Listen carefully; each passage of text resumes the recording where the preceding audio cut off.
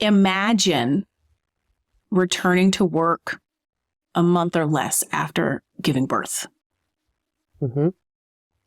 Never would a man be fucking capable of such a thing. I need 3 days off for a vasectomy.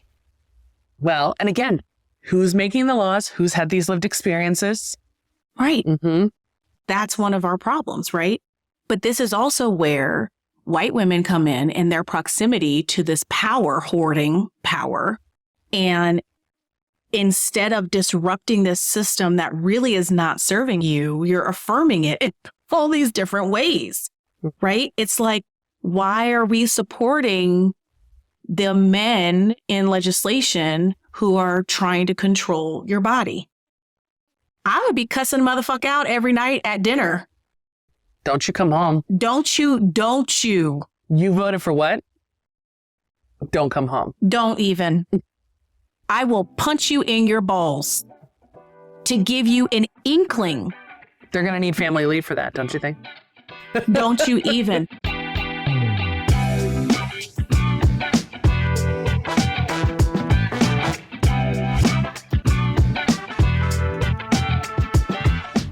Welcome to Pushing Past Polite, where we talk about what matters and make the world more just. I'm Laura. I'm Kori, and we're continuing our conversation on white supremacy culture. So just to catch everyone up, in episode 24, we talked about white supremacy culture, or at least we began it, which was a term and a thought popularized by thinker and scholar Tema Okun. If you haven't listened to our last episode, I'd recommend going back and starting there.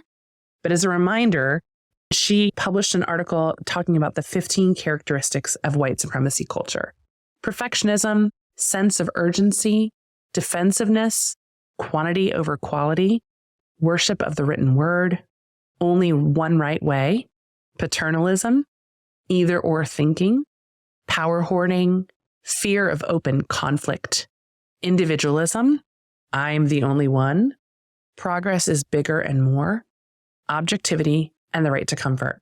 We'll post a graphic with all of these characteristics and links to where you can read her work on our website.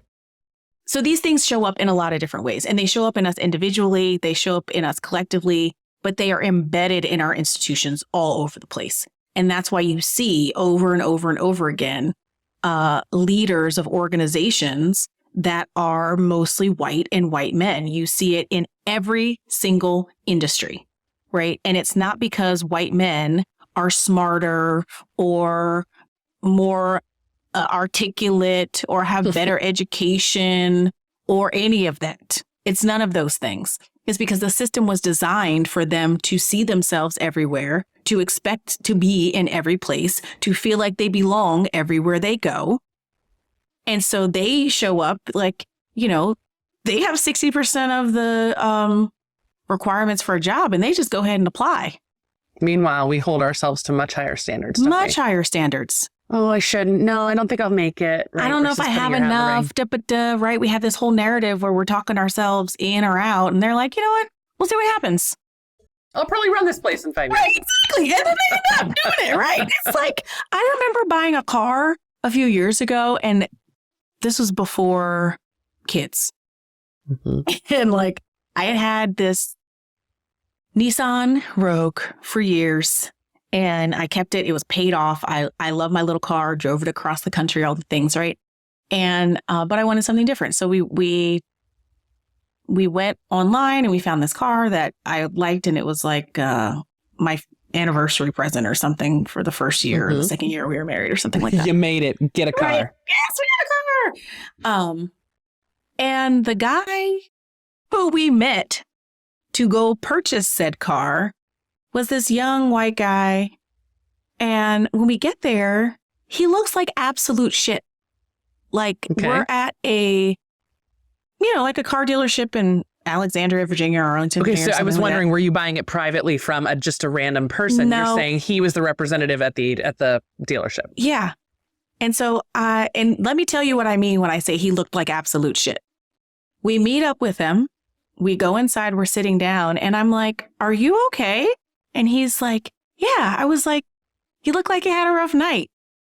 He had gotten into a fight the night before my God. and had like bruises on his hand, on his face. His shirt was like not pressed. Like nothing about what was happening was professional, like not even close. And I was like, there ain't no way on God's green earth that this would have been a black man Showing up to in work. here. That he would have been asked to go home. Yes. This white boy over here literally looked like he rolled out of a fucking gutter.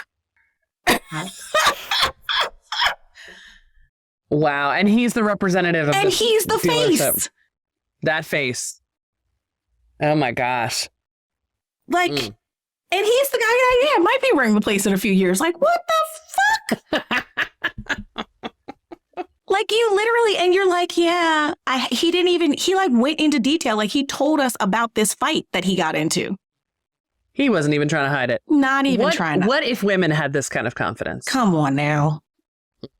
Okay, let me ask you a question. As you think about these tenets of white supremacy, Yes. which do you see in yourself the most, if any? Like, I can look at some of them and be like, oh, no, that's not me. Like, that's just not who I am. That's not how I'm wired. But other ones, I'm like, oh, yes, that's hard to pull away from who I am as a person. Yeah. Do you want me to go first? Yeah, go first. Perfectionism is not me. That is not who I am. I have never struggled with that at all. Yeah. Yeah. I just lower the bar. It's okay. Work hard, do a good job. Certainly want to feel good and stand behind everything I do and be a person of my word. But I am not obsessed with outperforming, climbing, making sure everything is, like that's just not who I am. Yeah. I want something that reflects well on me, certainly, but I am not going to make myself sick in the pursuit of that. Right. So that is one that does not resonate with me at all. I will say something that I do see myself in more is this idea of the power of the written word and like the worship of the written word. Well, but it says this, but we said we were going to do that. But policy says this. And like, I'm very quick to, again, maybe it's researcher orientation and being more of a rule follower as a good little white girl, right? How I was raised. That's something I can see. I feel comfort. I feel this sense of comfort from operating with knowing that I have grounding in something written to justify or protect me. Yeah. And I see that as something that I need to work on and work through. Yeah. Or work through. I like that because I use the written word as a point, a teaching point, right? It's like, because oftentimes we put down in writing things that are closer to ideals, right? And so like we write mission statements and vision statements, and our companies have values and value statements. So I like to point back to those things too, right? To be like, well, this is who we say we are. Mm-hmm. And so what we're doing here does not align with who we say that we are or who we say we are striving to be. Who we are publicly saying we are, right? With something written down, that's part of the power. Mm-hmm. But I would say sense of urgency for me. Like we were late a lot when I was growing up. Like I have a whole thing with time. Like it like therapy, all of it. I've been through it. I've been there working on it. But probably like that sense of urgency is something that I struggle with. Like I try now. I was rushing G a lot in the morning. Like, come on, we got to go. Let's go. We got to go. Come on, we're going to be late. Let's go. We got to go. And so now that I'm makes just my stomach hurt. Like I need to go to the bathroom probably after that. Just thinking. Yeah. Be right back. Jeopardy music. Jeopardy do. I don't really need to go, but it would. But yeah, like, and so I am like that because we were often late. And I have this thing of like, or at least I pose it as like respecting people's time. I want people to respect my time. I think my time is valuable. And so it's like, if school starts at 9:06 or whatever, I want him to be there at 9. So someone at the latest. So someone is there to receive him and he can walk in and have a few minutes to decompress before they do circle time or whatever. So what I started doing or trying to do is just getting up earlier because you know how I am with like my whole country style breakfast. We like have a whole hot breakfast every day. It's amazing.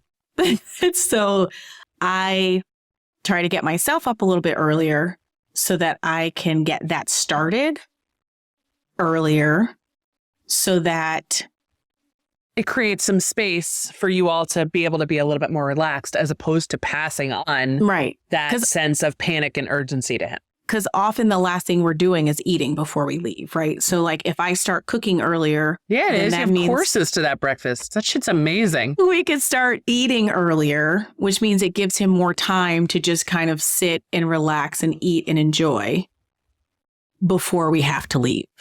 Mm-hmm.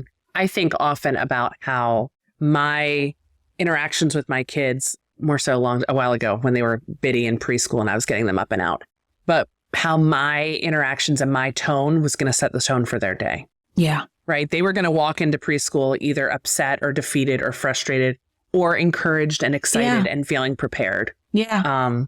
So I can see that's smart of you to see that bottleneck in your morning. Yeah. And say, we're going to eliminate that. We're going to work around that somehow. And even this morning, like he really wanted Daniel to take him to school, but I love taking him to school.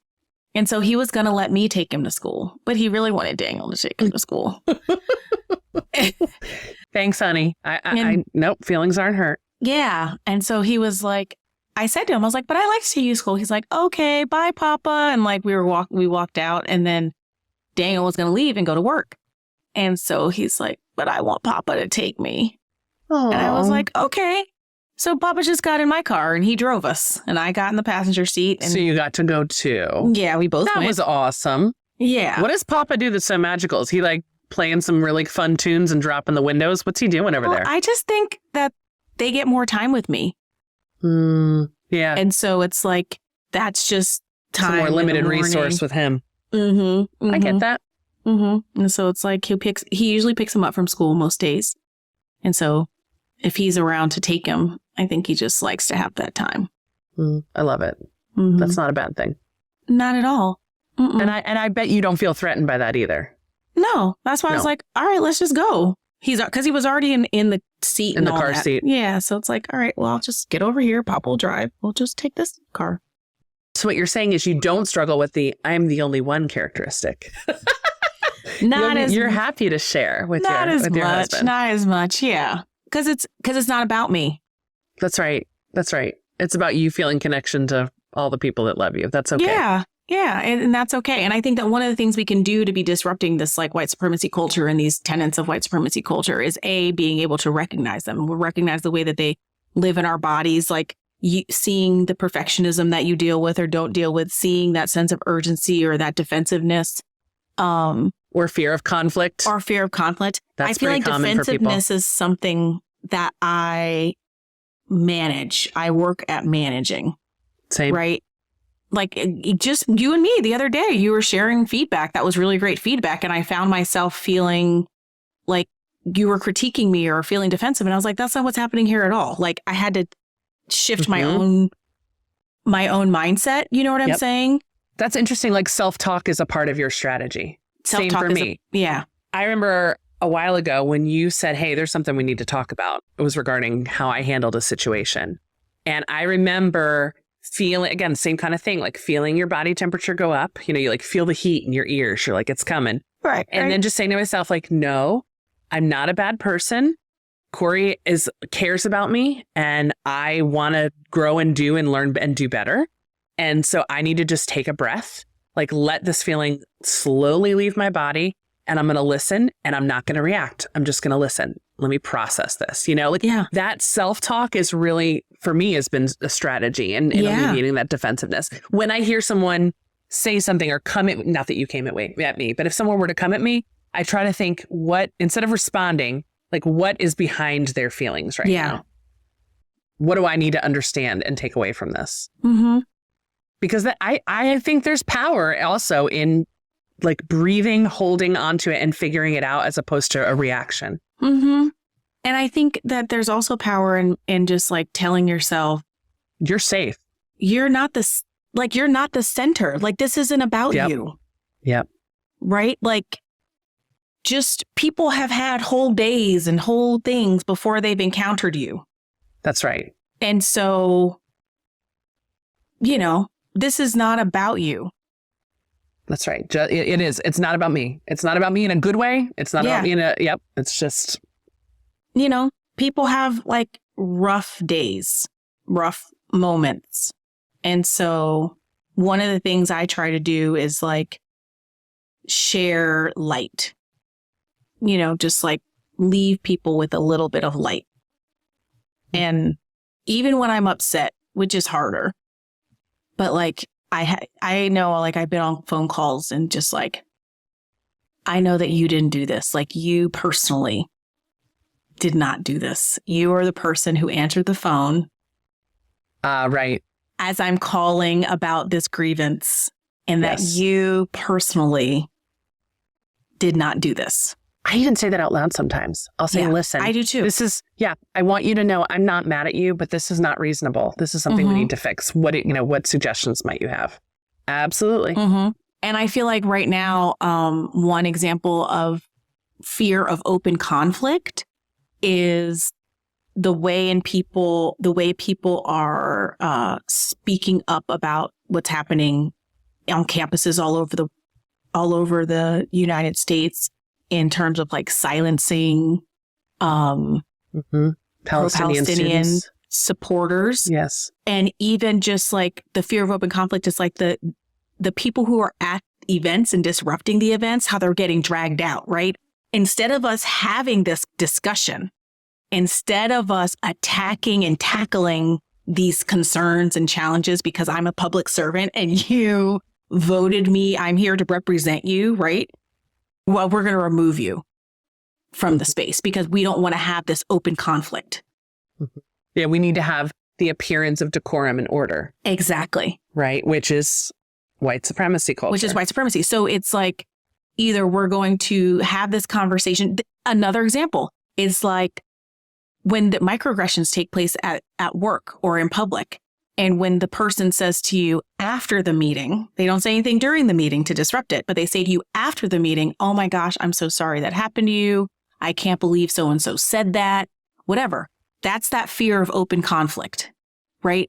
It's like if somebody in a meeting is calling me the name of the other Black woman in the meeting or on our team or in our division or in our group or whatever, and I'm the person who's constantly correcting them and they're still not fixing it or addressing it. And then you come after the meeting. It's like, I can't believe Bob kept calling you whoever. Where were you and why didn't you say something about? Right. That's the fear of open conflict. Yeah, right? We'd rather gawk at it afterwards versus bring it up in the moment. And we want to frame it as like, well, I didn't want to be disrespectful. I didn't want to so that's like that right to comfort and the fear of open conflict, right? So it's like, who has the right to comfort? You didn't want to be disrespectful to who? Because I was being disrespected that whole time every time he called me by somebody else's name. That's right. That's right. Yeah, that's the other thing is how white supremacy is weaponized disproportionately. It's about benefiting some and harming others. It's not about, this is just how we're all going to agree to be, right? It's about, how can I take advantage and leverage this in a way that perpetuates my privilege and power and puts down others? And that's why DEI is under attack, right? Because the diversity, equity, inclusion initiatives help to illuminate those inconsistencies. Yep.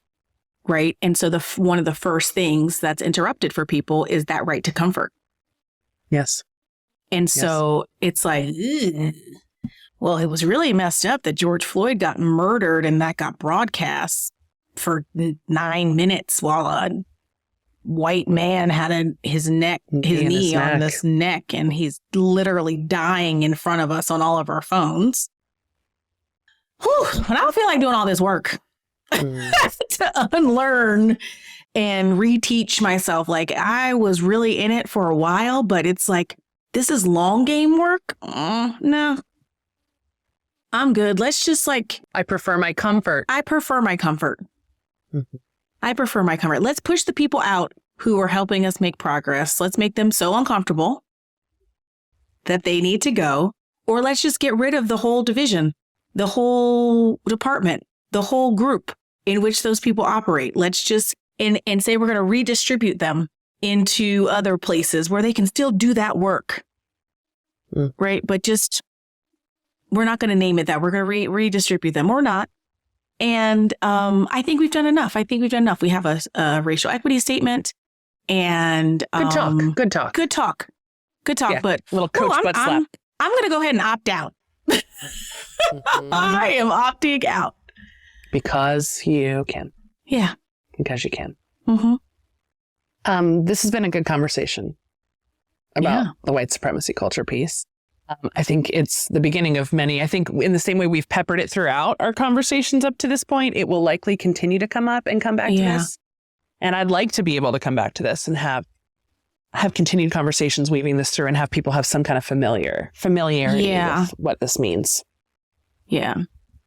And it's just so evident. It just shows up. I'm thinking about like all the marginalized, anything that had to get amended in the Constitution is under attack. Like, if you're in an article, right? If you're an article, fucked. You know what I'm saying? Oh my God. Like, if you're in an amendment. I know what you're saying. You know what I meant. Just Yeah. clicked. I was like, that's not the right A word. But still, it's if you are an amendment, like if you're one of your identities, it's mentioned in an amendment. It's a rough time to be you. And if multiple of your identities are crossed, then it's a very rough time to be. Right. I think about like FDR was in a wheelchair. First and last non-able-bodied person president. And to me, the difference is cameras. Oh, interesting. You're saying he would never, in a modern day with technology on people and cameras on people all the time, that would have kept that from happening today. Possibly. It's like Abbott is in a wheelchair, so that's, Texas. Oh, yeah. So back to Beyonce. It's like one of the things I'm really looking forward to in our crawfish boil is to keep digging into that music, right? I know that her work, her goal, her mission has been to kind of like be teaching some of the history that we're not getting in schools and to kind of acknowledge, affirm, and bring to life the role that Black people have played in music. And so the Renaissance album was about that and techno, and the Cowboy Carter is about that in country music. And so I am working on my playlist for the crawfish boil. And so she is definitely going to be very present in that playlist. This ain't Texas. You gotta do your woo. Woo! Keith's gonna have to fix them levels. I love it. That's gonna be fantastic. So let's talk a little bit about, you mentioned crawfish boil. Let's talk about summer. I can't wait. So we ordered a sack last week. So we cooked some last week. Just, what our trial run. Yes. Trial run. And this year, so the boys have been kind of not so interested, right? But this year, we just did it the other day, and they were crushing the crawfish. It was very exciting because we got some when we were in Louisiana in February, and they were like, nah, yeah, disgusting. But what made them get over that hump? What made them try it? I mean, I don't know. I feel like just continuing to talk to them about it and like the excitement.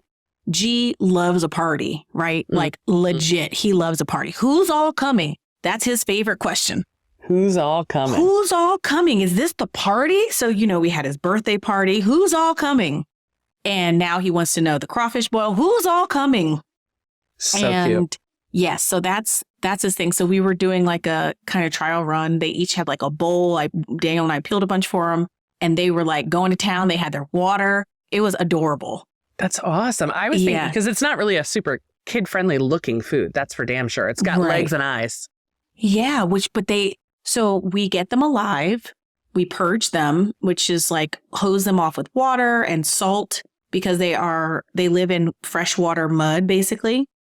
So we hose them off with water and salt to kind of like purge all that gunk out. Yep. And they love that part because they're moving and they're alive and there's like, they have energy in life. So the kids love participating in that part of it for sure. And last year, G was like helping for real. They both loved to help. J was a little too small at that point, but G was not. And so he was, helping Uncle Omar, helping Papa. They were stirring the crawfish and all the stuff. And so this year, he is quite excited. They both are. Come on, crawfish. Crawfish. So cute. Well, and when kids help and when they're engaged in a task, they're more likely to eat it. They're more likely at least to try it. Yeah. Smart of you. And so we're buying a moonbounce, because why rent this stuff if you're going to keep having people over? Exactly. We're going to buy a wet, dry moonbounce so that when it's not wet weather, but it's still decent outside, like when it's not summery hot, but it's still decent outside, we can still use it. I told Daniel, I was like, hey, measure it to see if it'll fit on the patio so that we can have it in the back underneath the deck. No, it's too tall for that. But just like the patio that's right outside at the bottom of the deck and right outside those doors in the back. Perfect. Like so that we can come and sit and they can play and we can be in the back and not like just in the driveway. I don't know. There's something about that. I just don't. If it's not a party, it's like we don't need to have it in the driveway. Come over to our house. We've got homeowners insurance. Jump in our driveway. Jump in our driveway.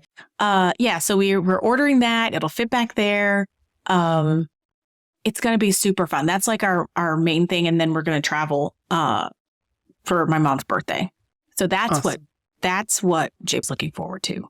He has named every member of the family. He is excited. He is excited about seeing all of them and getting in the water and playing and jumping. And he's like super hype about that. G is also, he's more interested in just like getting on the airplane. Mm-hmm, the logistics. The logistical part of it. I get to have a suitcase with wheels on it. Yep. Yeah. That's it. I'm going to be on a plane. I got to have my iPad. We're going to have snacks. Oh my God, what a cute birthday party theme. If you could do like an airport birthday party, like people come with their rolling suitcases. You're so funny. Getting in your little box, getting your snacks passed out. Oh my God, that'd be so cute. Maybe I know he's getting a little old. In the basement. Yeah. I'll come up with some ideas for you. Yeah. Like or maybe that's like a photo booth for a birthday party, right? Yes. So set up the photo booth like a airplane. And they can look out the little porthole? Yeah. With their pretzels? Oh my God, cute, cute, cute. You guys are going to have a great summer. And they're such a fun age to go and do and be with. Yeah. Mm-hmm. I'm just, my goal is to have Jay potty trained so we don't have to take diapers. I think that's a fantastic goal. Mm-hmm. Because he's also going to start school in September. So it's like this is happening in August. And so much of potty training is just letting them be naked and feel that they're having to go. And so. Yeah, except for not that guy. He's like, here, Mama, these underwear are wet. Like, well, where is the rest of that liquid that made them wet? It evaporated, Mama. That happened yesterday. OMG. We were gonna, but he doesn't like the wet. See, so like that's actually kind of good. Yeah, right. So my dad's like, your diapers are too expensive. Like that's one of his problems. Like you need to get cheaper diapers so make him scratchy. All that wet. Yeah, that's what he basically, I'm like, aren't you a physician? That feels kind of like not the right thing to do, right? Harsh. But that was one of the things is like, I think he was like, I was doing some reading on those diapers you buy. And too many ply, too plush. Right, way too absorbent. He's like, I seen him in them diapers. The diaper just hangs all off his skin, away from his body. He's just out there feeling free bootied and everything, right? I love it. Yeah. Too fun. Yeah, I might do that shift of just like a not quite as absorbent pull-up type thing. And keep the absorbent diapers for nighttime for now. And then have the less absorbent diapers for daytime for practice. You can do this. You can do it. Yeah, and that's what the summer, like you said, can be for. Yep. Mm-hmm. Just summer at our house is going to be, free ranging is great. We're going to do swim team again in the morning. So it gives our day a little bit of structure. We're going to do the kids are going to do a couple of camps each, like half day art kind of things. There is and give yourself a little time to give yourself a little time. Yeah. All 3 children will be at sleepaway camp the same week. The older 2 went last year. All 3, the baby is old enough to go this year. They're all amped to go together. I'm going to have a whole week. What are you 2 going to do? A whole week. 5 days. 5 days. 5 days, Monday through Friday of no kids around. I'm going to not know what to do with myself, quite honestly. Do you take them on Sunday? No, you take them Monday, you pick them up Friday. So it's really like even shorter. So I'm going to need you and your husband to do like several romantical things. Ooh. I'll come up with some ideas, but I think you need to do some romantical things. Our anniversary is the next week, so at least getting out for a day and going away for dinner would be really nice. Yeah, and what if you we have no obstacles? And what if you just stayed overnight somewhere in a hotel because you're fancy and you're celebrating your anniversary? Because and you can. Not a bad idea. We gonna have some fun. It's gonna be great. Yeah, no, I'm looking forward to summer. The taste of spring break and having the kids home. I really enjoyed them, quite honestly, and I'm missing them this week. So I am ready for. I am. I told Daniel, I was like, I'm good for like 2 days of this. And then you're like, bye-bye. Bye-bye. School will open again. I did. Well, again, mine are different ages than yours. Yeah. But we just had fun. We did duck pin bowling. We went hiking. We did, a couple little things. And it was and we started binge watching a show together. And it was just really fun to have time, just common experiences, just us. Yeah. I'm with you. I'm with that. Just like. You're like, but for 2 days.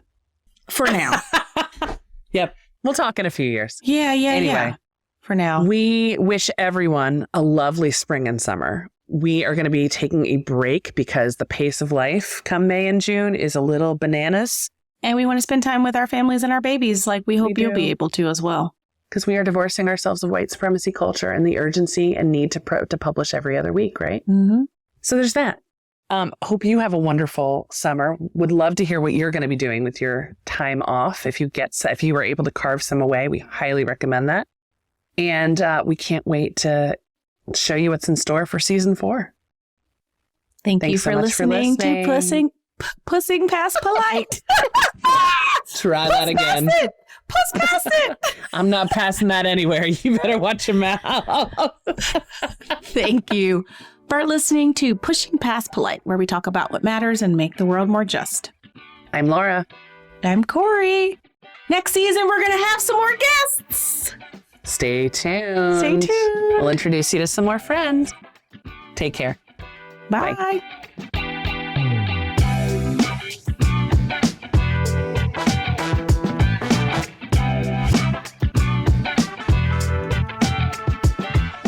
Thanks for listening to Pushing Past Polite.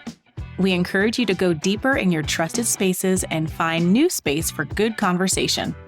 You'll find episodes, transcripts, and lots of other goodies at our website, pushingpastpolitepodcast.com. You can also connect with us on Instagram, Facebook, and TikTok at Pushing Past Polite. Pushing Past Polite is an independent podcast with Kori and Laura from Just Educators. Our cover art was designed by Rachel Welsh Deiga of Deiga Designs, and our audio is produced by Keith at Headset Media. Until next time, don't get stuck talking about the weather. Push past polite. See you next time.